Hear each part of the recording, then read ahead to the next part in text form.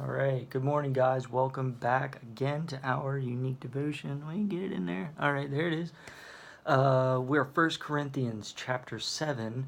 Last time I did verses 1 through 9 and asked the question, how well laced is your relationship? How well laced is your relationship? So if you want to kind of attack that question a little bit, go back and watch that last video. Now this one is kind of similar because this whole section is based around some very similar concepts. But it's good to reinforce and look at the overall picture and as different facets. If I can get my lips to work this morning. All right, so I'm going to read verse 10 and 11. So 1 Corinthians chapter 7, verses 10 and 11.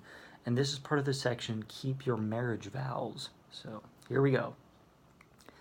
Now to the married I command, yet not I, but the Lord.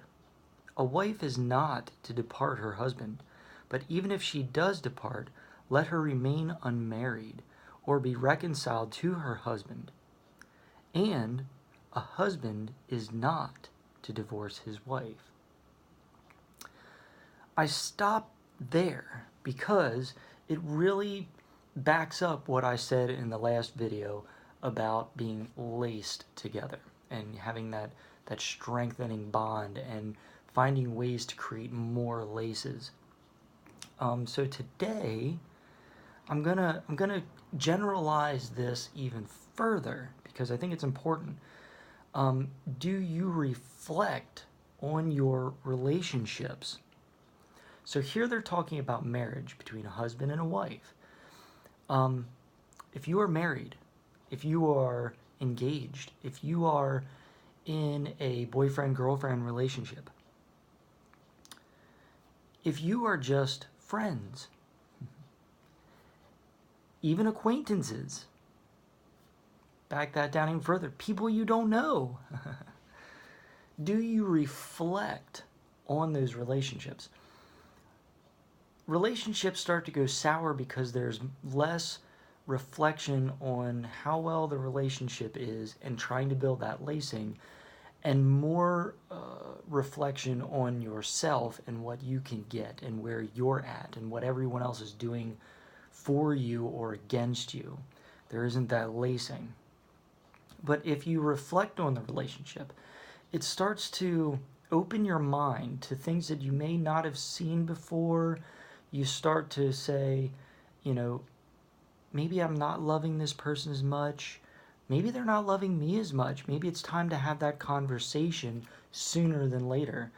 Having that self-reflection just opens up doorways and windows and opportunities to not only see the things that maybe are going a little bit south or not quite correct, but also to see all of the things to be grateful for in that person, which is why I said, do you reflect on your relationships as a whole?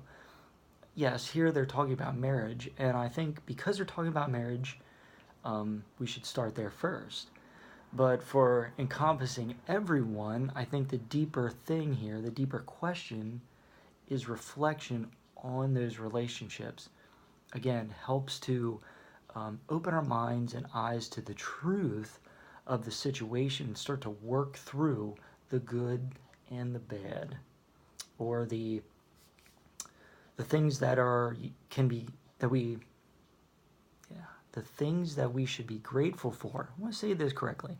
The things that we should be grateful for in a relationship, and maybe the things that we're not quite seeing correctly in the relationship. Not necessarily bad.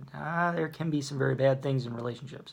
But let's start with just seeing the things that aren't quite what they should be in that category. Because they can be changed, they can be grown, they can be adjusted, they can be relaced. So there's that question. Do you reflect on your relationships? And I would definitely include God on that, probably even first. So on that note, please like, subscribe, leave comments down below if you wish.